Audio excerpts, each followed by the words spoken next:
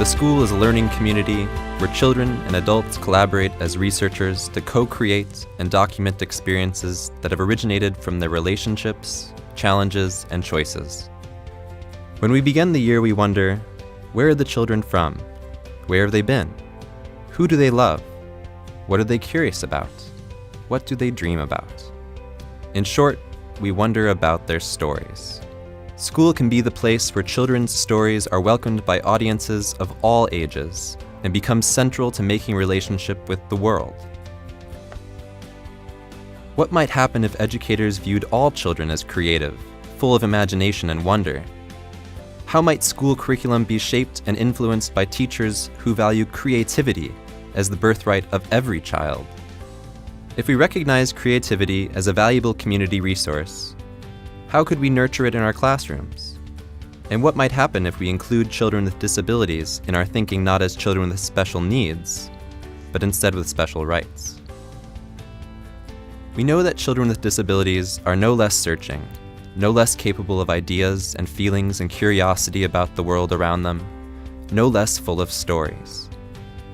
How can we create an environment that supports them to express the stories they have to tell, to share their gifts with a community of peers, and to learn by experience what it means to participate?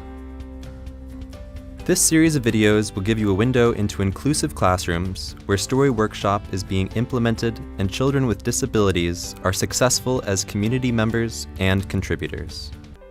As we prepare for StoryWorkshop each day, we consider such questions as, how might we prepare the classroom environment to be interesting and inviting? How can we inspire each child to be engaged with and delighted by his own thinking and the thinking of others? What are the current interests of the children? What do we hear them telling in their play? What do we know is going on in their lives? What materials reflect those interests and might help extend them? Loris Malaguzzi, the founder of the municipal preschools in Reggio Emilia, Italy, has written, "What we want to do is activate within children the desire and will and great pleasure that comes from being the authors of their own learning." Part of preparation is about my own thoughts, questions, and ideas, but another big part is about preparing the environment. I hope for and strive toward environments that are playful, engaging, naturally motivating, with multiple opportunities for all children to enter into the work. I know that at minimum, the materials available will include paint and pens and paper of many kinds, a variety of well-organized loose parts, space and props for dramatic play, books, and potter's clay. How they are organized will depend on the needs of the particular children. But regardless of who shows up, I expect the environment to communicate what I believe about children. They are all competent and capable.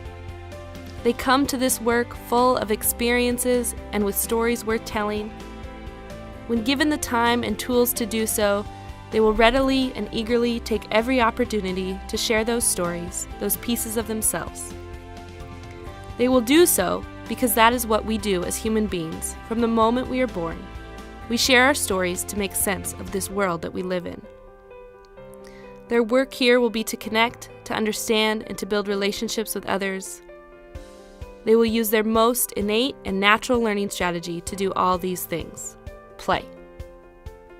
When I think about supporting this image for children with disabilities, I consider providing multiple kinds of spaces for telling stories, whole group, small group, with partners, and space to work alone if needed, quiet spaces, spaces dedicated to telling stories together, and spaces where a large variety of materials are readily available.